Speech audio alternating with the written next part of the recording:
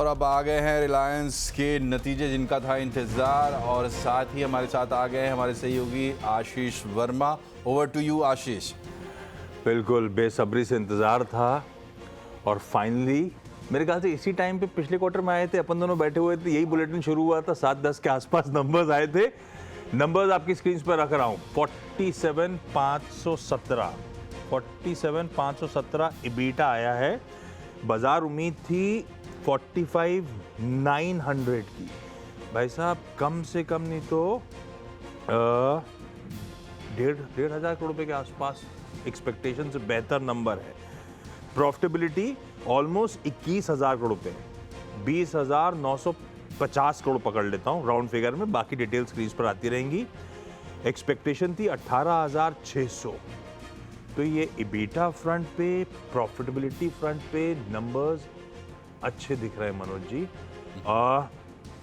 Expectation से कहीं बेहतर ये ऑपरेशनल परफॉर्मेंस है। बाकी के नंबर्स एक एक करके आएंगे तो मैं पढ़ता रहूंगा। एबिटा मार्जिन कंसोलिडेटेड 15.4% पे आता हुआ। 15.4%, लास्ट क्वार्टर में ये था 15% के मार्जिन। तो अक्रॉस द बोर्ड बढ़िया परफॉर्मेंस रिलायंस इंडस्ट्रीज का।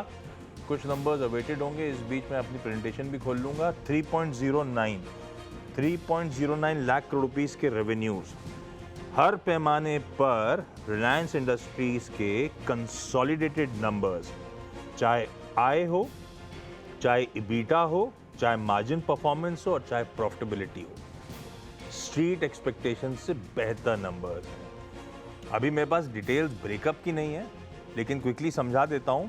पिछले क्वार्टर में जब हम लोग नतीजों की चर्चा कर रहे थे तो हम कह रहे थे इन लाइन थोड़ा सा O2C बिजनेस दिक्कत में आता हुआ। वही O2C oil to chemicals business जो था, इस क्वार्टर में एक्सपेक्टेड था कि बढ़िया रिबाउंड करता हुआ नजर आएगा। क्यों? क्योंकि सिंगापुर के ग्रॉस रिफाइनिंग मार्जिन, सिंगापुर जीआरएम्स में खूब तगड़ा एक्सपेंशन था। रिलायंस को सीधा उसका फायदा मिल रहा था। दूसरी तरफ पेट्रोकेमिकल स्प्रेड्स इंप्रूव होने की बात थी और रुपया डिप्रिशिएट हुआ है, रुपया कमजोर हुआ है, तो O2C बिजनेस डायरेक्टली उसका फायदा उठाने जा रहा था। तो सबसे इंपॉर्टेंट मेरे ख्याल से O2C बिजनेस और उसका परफॉर्मेंस होगा। खैर, ये अपफ्रंट नंबर्स जो अब तक मेरे पास है, और इंतजार रिलायंस मतलब हम कम से कम तो 5 या 6 बिजनेसेस को डिकोड करना पड़ेगा। पार्थिव और गौरांग स्क्रीन पर आएंगे आप लोगों के, उनसे बातचीत करूंगा। हमें ऑयल टू केमिकल्स, हमें ENP यानी कि जिसे हम ऑयल एंड गैस बिजनेस कहते हैं, जिसे डिजिटल सर्विसेज, जियो प्लेटफॉर्म्स कहते हैं, रिटेल का बिजनेस और अन्य बिजनेस, और अब तो वो न्यू एज वो बिजनेस जो है न्यू एनर्जी का, ये सब डिकोड करने। तो वो ब्रेकअप जैसे से आएंगे सब पे उतरूंगा, लेकिन अब तक के आंकड़े, हाँ भाई साहब, O2C बिजनेस का इबीटा मार्जिन 8.4% पे है, 7.9% के कंपैरिजन में। मैं इसको क्यू ऑन क्यू देखूंगा क्योंकि ऑयल एंड गैस और OTC को सीक्वेंशली देखना बेहतर है। तो 50 बेसिस पॉइंट्स मार्जिन एक्सपैंड हुए EBITDA margin. I am sure throughput भी स्ट्रांग रहा होगा। पिछले क्वार्टर में कंपनी ने अपनी रिलीज में स्पेसिफिकली मेंशन करा था कि जिस तरह की चैलेंजिंग सिचुएशन बनी थी ग्लोबली, उसके चलते लार्जेस्ट एनर्जी मार्केट शॉक देखने को मिला था, कच्चे तेल की अवेलेबिलिटी इशू था और प्रीमियम और फ्रेट में तगड़ा सर्ज था। तो इस बार आई एम अज्यूमिंग थ्रूपुट बढ़ा होगा और उसी के थ्रू पूरा का पूरा ऑयल टू केमिकल्स का बिजनेस बेहतर परफॉर्म करा होगा। खैर, पहले अपफ्रंट जो नंबर्स दिखे हैं कंसोलिडेटेड, स्ट्रीट एक्सपेक्टेशन से बेहतर, पर क्या पार्थिव, क्या ट्रेकॉम की एक्सपेक्टेशन पे खरे उतर रहे नहीं उतर रहे, ये जान लेता हूं। उसके बाद डिफरेंट वर्टिकल्स पे उतरूंगा जैसे जैसे नतीजे पर्कुलेट होकर टिकट टीम चलाएगी। पार्थिव, पहले एक सुगबुगाहट थी स्ट्रीट पे कि Q1 का परफॉर्मेंस अच्छा रहेगा, और इन एंटिसिपेशन आज दिन के दौरान स्टॉक भी इसीलिए शायद हरकत में था। नंबर्स कैसे लग रहे हैं कंसोलिडेटेड? डेफिनेटली हमारे अनुमान से तो बेटर है, बिकॉज आई थिंक अगर आप मोस्ट इंपॉर्टेंटली O2C वर्टिकल देखें तो पिछले 2-3 क्वार्टर से वहां पे सॉफ्टनेस आ रही थी। ये क्वार्टर एक ऐसा क्वार्टर था जहां पे अनुमान था कि it will be O2C business जो पूरा बेसिकली ग्रोथ ड्राइव करेगा, और वैसा ही हुआ है, थैंक्स टू द फैक्ट कि पिछले क्वार्टर में कंपनी को बहुत ही शानदार क्रैक्स मिले हैं इन terms of the spreads in the refining margins, और थ्रूपुट भी उन्होंने बहुत टाइमली अच्छा रखा है लास्ट क्वार्टर, जिस लिहाज से हमने देखा कि डीजल में भी काफी एक्सपोर्ट का पोटेंशियल था, जहां पे अभी रिसेंटली गवर्नमेंट ने थोड़ा विंडफॉल टैक्स लगाया because these companies were earning way higher than the average. तो उस लिहाज से आई थिंक लास्ट क्वार्टर में जिस तरह का थ्रूपुट रहा है, जिस तरह के रिफाइनिंग स्प्रेड्स रहे, I think only Reliance can do that, because Reliance के पास जिस तरह की कॉम्प्लेक्स रिफाइनरी है कि जब वर्ल्ड में पूरा लाइक असमंजस था because of the war, because of the shipment issues, तो रिलायंस के पास क्षमता है कि वेनेजुएला या तो यूएस से क्रूड मंगवा के उनकी कॉम्प्लेक्स रिफाइनरी में उसको रिफाइन कर सके। जिस लिहाज से हम देख रहे हैं कि ये क्वार्टर में आई थिंक O2C बिजनेस ने बहुत ही शानदार परफॉर्मेंस दिया है। Not only that, on a consolidated basis भी हमें लग रहा है कि रिलायंस का जो रिजल्ट है, स्ट्रीट में अनुमान था करीबन 19,200 के आसपास का पैट रहेगा, यहाँ पे हमने देखा है ऑलमोस्ट 20,000 करोड़ के ऊपर का पैट रहा है, which is I think one of the finest and the best in the history of the company. तो प्राइमा फेसी रिजल्ट्स बहुत ही शानदार लग रहे हैं। इसी रिजल्ट्स वाकई शानदार हैं। मैं अच्छा सीक्वेंशियली बताता हूँ। ऑयल टू केमिकल्स हमने बातचीत कर ली। ऑयल एंड गैस सेगमेंट से भी सीक्वेंशियल रेवेन्यूज इंप्रूव होते हुए आपको नजर आएंगे, जबकि अच्छा उसमें 5,800 करोड़ से बढ़कर 6,300 करोड़ रुपए के आसपास हुए हैं। लार्जली पूरी स्ट्रीट पेंसिल इन करके चल रही थी, ज्यादातर ब्रोकरेज रिपोर्ट्स, कि ऑयल एंड गैस यानी कि जो इनका ईएनपी बिजनेस है उसमें, क्योंकि KG-D6 से लगातार एक्सप्लोरेशन एक्टिविटीज रिड्यूस हो रही हैं, अब वो मैच्योर्ड वेल्स हैं, तो सीक्वेंशली दिक्कतें आ रही थी। तो इस बार एक्सपेक्टेड था कि वो पॉकेट दबाव में आएगी। इबीटा उसका प्रेशर में आएगा। इबीटा पे जाऊंगा मैं आगे। एटलीस्ट रेवेन्यू फ्रंट पे तो वहां पे करीब 300-400 करोड़ पे सीक्वेंशियल इंप्रूवमेंट है। रिटेल के रेवेन्यू साल दर साल देखने चाहिए। हम रिटेल कंपनीज को ईयर ऑन ईयर कंपेयर करते हैं। 84,000 से बढ़ के 90,400 करोड़ रुपीस का रिटेल का रेवेन्यू आया है। साल दर साल कंपैरिजन स्टिकर टीम चलाएगी तो आप देखना। डिजिटल रेवेन्यूज को मेरे ख्याल से सीक्वेंशली देखना चाहिए टेलीकॉम कंपनीज को, क्योंकि हम क्यू ऑन क्यू ट्रीट करते हैं। मैं ऐसी ब्रेकअप पे चल रहा हूं। मेरे ख्याल से 45,900 करोड़ से बढ़कर 46,900 करोड़ रुपए के डिजिटल रेवेन्यूज आए। तो across the board numbers decent दिखाई पड़ते हैं। सेगमेंटल इबीटाज में अभी जाता हूं, पहले गौरांग सर इंतजार कर रहे हैं। एक फर्स्ट टेक गौरांग सर का, उनके जियोजीत का, आरआईएल के इस समय के कंसोलिडेटेड नंबर्स और O2C बिजनेस जिसकी डिटेल स्क्रीन पे इस समय फ्लैश हो रही है। गौरांग सर डिसअपॉइंट तो नहीं किया। आई एम अज्यूमिंग शायद लार्जली एक्सपेक्टेशंस पे डिलीवर या स्लाइटली अहेड टाइप दिख रहे हैं, एटलीस्ट आपकी रीडिंग। लेकिन धन्यवाद आशीष भाई, मंच पर आमंत्रित करने के लिए CNBC आवाज के दर्शकों को और सभी को सादर प्रणाम और शुभ संध्या हमारे तरफ से। सभी रेगुलेशन के तहत डिस्क्लोजर आपके समक्ष रखते हुए और ये डिस्क्लोजर देते हुए कि रिलायंस इंडस्ट्रीज पर बुनियादी तर्क के आधार पर हमारी काफी लंबे समय से खरीदारी की राय है। गैस का जो कारोबार का आप जिक्र कर रहे थे आशीष भाई, मेरे ख्याल से वहां पर बाजार को उम्मीद थी कि थोड़ा बहुत नीचे की तरफ ही आएगा, जिस प्रकार से गतिविधि हो रही थी। ऑयल टू केमिकल्स, रिटेल्स और टेलीकॉम, ये तीन ऐसे कारोबार है जहां से उम्मीद थी कि जो योगदान आएगा वो बेहतर आएगा, और मेरे ख्याल से कमूमन उसी पहलू पर ये आंकड़े आए और विस्तृत जानकारी आपके और हमारे समक्ष रखी। और ये मान के चल रहा हूँ कि कोई एक मुक्त वाली आइटम नहीं है, ये मैं मान के चल रहा हूँ क्योंकि अभी तक वो दिखाई नहीं दिया है। तो अगर वो नहीं है आशीष भाई, तो मेरे ख्याल से जो अनुमान था उससे कुछ जगहों पर बेहतर आंकड़े आए हैं। ये कहने में मेरे ख्याल से कोई भी संकोच नहीं होना चाहिए। हाँ, प्रतिक्रिया शेयर पर और विस्तृत जानकारी और डाइसेक्ट करते हुए आज और कल में सोमवार को क्या होगी वो तो मेरे ख्याल से थोड़ी बहुत सकारात्मक होगी, ऐसा मान के चलता हूँ। लेकिन लंबी अवधि के लिए जैसे मैंने डिस्क्लोजर दिया है, खरीदारी की राय आरकूस पर आशीष मेरी नजर रहेगी कि आरकूस का आंकड़ा क्या आता है। मैं सबका इंतजार कर रहा हूं। रिटेल बिजनेस पे अब आ रहा हूं। ओवरऑल बिजनेस और O2C की तो चर्चा कर ली। रिटेल बिजनेस 7% के मार्जिन रिपोर्ट करता हुआ, इबीटा है 6,380 करोड़ पे लास्ट ईयर, 6,310 करोड़ पे इस साल, लार्जली फ्लैट, और मार्जिन साल दर साल 7.6 से रिड्यूस होके 7% पे। लास्ट क्वार्टर Q4 में भी 7% पे थे, इस क्वार्टर में भी 7% के आसपास रिटेल बिजनेस के मार्जिन्स आपको नजर आएंगे। Year on year slight contraction कह सकता हूं रिटेल रेवेन्यूज में। पार्थिव कैसे रीड करूं इसको? रिटेल अक्रॉस द बोर्ड थोड़ा सा वो डिमांड एनवायरनमेंट कंड्यूसिव नहीं है, तो इसको क्या रिलायंस स्पेसिफिक इशू मानूं या क्लियर साइंस है थोड़ा सा वेन आउट होता हुआ रिटेल एज अ स्पेस वो ज्यादा पर्कुलेट होकर नंबर्स पे रिफ्लेक्ट हो रहा है? मुझे ये नहीं लग रहा है कि रिलायंस रिटेल स्पेसिफिक इशू है। दो हाँ, चीजें, एक तो हाँ, मैनेजमेंट ने पास्ट की कमेंट्रीज में बताया था कि रिटेल में उनको काफी एफिशिएंसी बढ़ानी है, जिसकी वजह से जो स्टोर्स के रैशनलाइजेशन है, जहाँ पे जो लो प्रॉफिटेबल स्टोर्स है वो बंद करने की उन्होंने ठान ली थी। तो उस लिहाज से हमने देखा था कि नए स्टोर्स नई जगह पे ऐड हुए जो रैंप अप होने में थोड़ा टाइम लगता है, और पुरानी स्टोर्स जहाँ पे ज्यादा प्रॉफिटेबिलिटी नहीं थी वो उन्होंने बंद किए थे। तो ये एक ट्रांजिशन फेज है, और जनरली जब भी कोई भी रिटेल इतनी बड़ी जायंट रिटेल कंपनी में ये ट्रांजिशन फेज होता है, तो हमने हिस्टोरिकली देखा है तो एक दो क्वार्टर्स के नंबर्स थोड़े नरम रहते हैं, फ्लैटिश रहते हैं। लेकिन I think this is the right strategy at the right time. Plus हम जानते हैं कि आज की तारीख में डीमार्ट जैसी कंपनी को भी जो क्विक कॉमर्स का कॉम्पिटिटिव इंटेंसिटी है वो फेस कर रहे हैं। लेकिन मेरे ख्याल से I think Reliance is better placed, because पहले उन्होंने स्टोर रैशनलाइजेशन पे फोकस किया है, अभी टेक्नोलॉजी पे फोकस कर रहे हैं, और मुझे लग रहा है कि आने वाले क्वार्टर्स में they will bounce back, both in terms of better volume numbers retail में से, और बेटर ऑपरेटिंग लेवरेज की वजह वजह से उनके जो एबिटा मार्जिन है वो भी थोड़े इंप्रूव होंगे।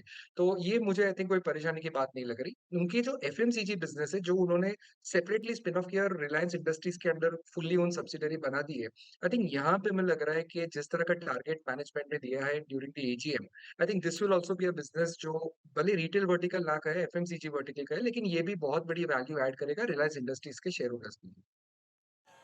गौरांग सर आरपू का इंतजार कर रहे थे, आरपू का नंबर मेरे पास आ गया। पहले तो एक मुश्त की जो आपने बात करी थी, मैं साल दर साल एक बात ध्यान रखिएगा, पिछले साल Q1 में वो जो एशियन पेंट्स का स्टेक बेचा था तकरीबन 8,900 करोड़ रुपए का, तो उस टाइम का तो वो एक मुश्त था।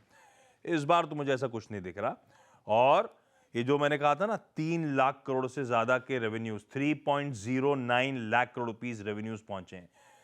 पहली बार क्वार्टरली रेवेन्यूज 3 लाख करोड़ के पार जाते हुए आपको रिलायंस के नजर आएंगे।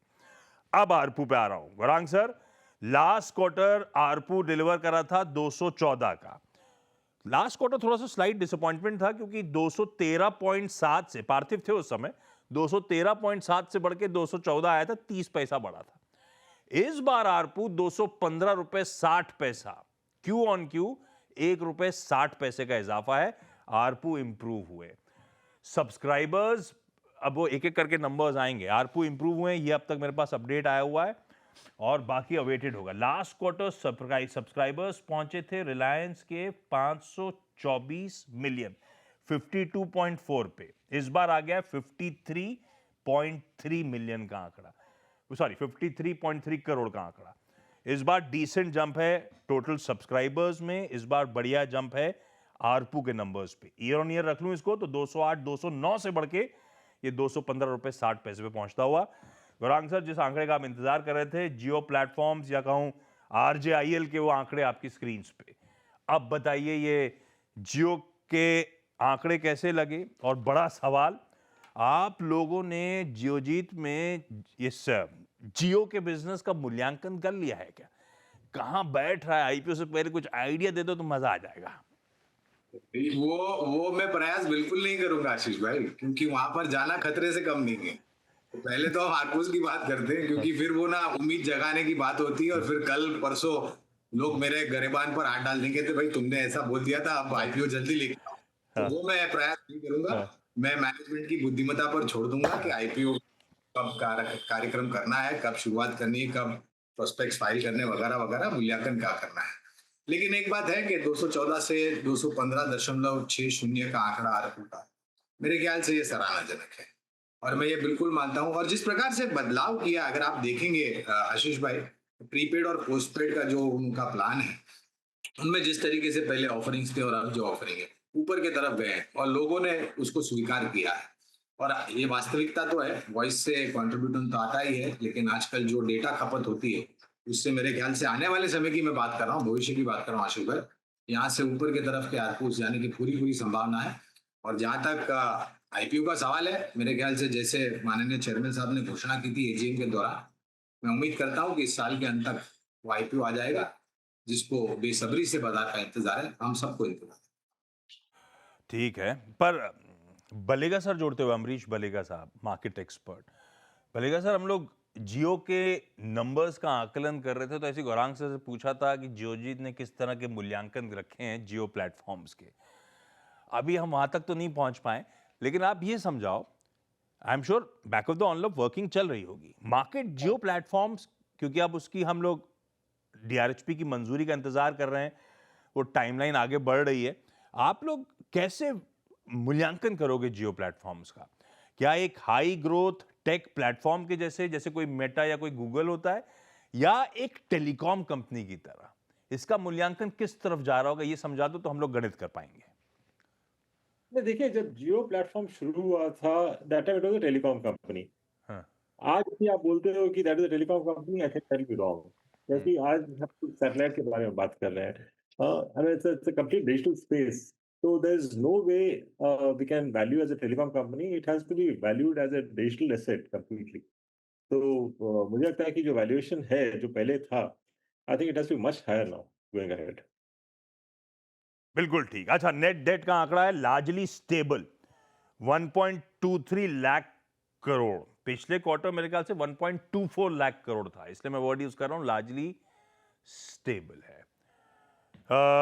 खूब केपेक्स पे स्पेंड हुआ लास्ट फाइनेंशियल ईयर, तकरीबन 1,44,000 करोड़ रुपए के आसपास। पार्थिव, वो अभी तो क्या न्यू एनर्जी बिजनेस में स्पेंड्स कंटिन्यू कर रहे हैं, पर वो हाई केपेक्स का फेज अब कूल डाउन होता हुआ आप लोग एंटिसिपेट कर रहे हो रिलायंस में, ए? और दूसरा, क्योंकि अब समय खत्म हो रहा है मेरे पास, इन नंबर्स के बाद ये स्टॉक काफी ठंडा पड़ा है अपने ईयर हाइज से। इन नंबर्स के बाद आपका कॉल रिलायंस इंडस्ट्रीज पे? देखिए, चेयरमैन साहब ने एजीएम में क्लियर कट बोला था कि अभी जो कैपेक्स है वो ज्यादा फ्रंट लोडेड होगा न्यू एनर्जी वर्टिकल पे, और उन्होंने ये भी बताया था कि आने वाले 5 से 7 साल में ये जो नया वर्टिकल जो उन्होंने खड़ा किया है, जहां से अभी जस्ट रिसेंटली थोड़ा रेवेन्यू चालू होगा और उसको सेपरेटली भी रिपोर्ट करेंगे, it has the potential to be the number 1 revenue and profit generator for the group. तो उस लिहाज से यहाँ पे I think group is very bullish, और बड़ा कैपेक्स वहां पे जा सकता है बिकॉज बाकी सब बिजनेस काफी मेच्योर हो चुके हैं, उनके खुद के cash flows are taking care of the capex for internal accrual basis. तो मुझे लग रहा है कि ये पॉसिबिलिटी दिख रही है। और इन टर्म्स ऑफ वैल्यूएशंस, हमेशा रिलायंस का आज की तारीख में वैल्यूएशंस अंटिल वी वेट के जियो प्लेटफॉर्म सेपरेटली लिस्ट होता है, तो सम ऑफ द पार्ट वैल्यूएशंस पे करते हैं। आज के तारीख में अगर देखने जाए तो पूरी कंपनी करीबन 185 बिलियन डॉलर्स पे अवेलेबल है इन टर्म्स ऑफ मार्केट कैप। और जिस तरह से ये बात हो रही है कि जियो प्लेटफॉर्म्स का जो वैल्यूएशन रहेगा, that itself will be anywhere between 120 to 140 billion. और हम जानते हैं कि रिटेल के बिजनेस का भी वैल्यूएशन हो चुका है, वहां पे भी जो वैल्यूएशन है anywhere between 80 to 100 billion. Plus जो बाकी के बिजनेस है, O2C है, हमने न्यू एनर्जी वर्टिकल बिजनेस उसकी भी बात की, और जो ऑयल एंड गैस का बिजनेस है, तो उस लिहाज से हमें लग रहा है कि यहाँ पे रिलायंस में in terms of SOTP valuation easily 30% का अपसाइड है टू जस्टिफाई फेयर वैल्यूएशन। तो रिलायंस डेफिनेटली ये भाव से हमें काफी अंडरवैल्यूड लग रहा है, और ये रिजल्ट हमें लग रहा है काफी एनकरेजिंग है। और नेक्स्ट वीक आई थिंक इसका पॉजिटिव असर हम देखेंगे शेयर प्राइस। बहुत बढ़िया। जैसे कि जियो, जैसे कि रिटेल स्टैंडअलोन जायंट्स क्रिएट करे जा रहे हैं, वैसे ही न्यू एनर्जी भी, तो बाजार होपफुल आगे प्रपोजिशन ऐसे ही बैठेगा जैसे जियो प्लेटफॉर्म्स का इस समय बन रहा है।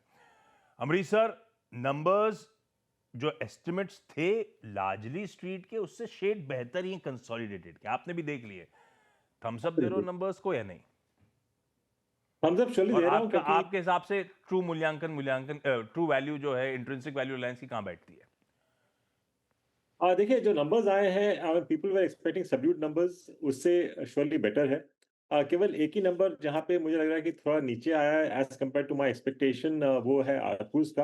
आई was expecting levels of closer to about 219 220, उससे थोड़े कम आए हैं। बट डिस्पाइट दैट, जो ओवरऑल जो नंबर्स आए हैं, मच बेटर देन एक्सपेक्टेड। तो मुझे लगता है कि we should see levels of about 1700 1750 over a period of time.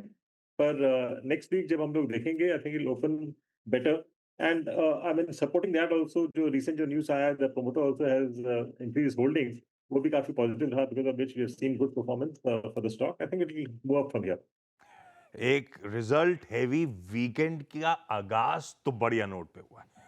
सबसे important number Reliance industries largely expert panel के और स्ट्रीट एस्टिमेट से बेहतर आता हुआ।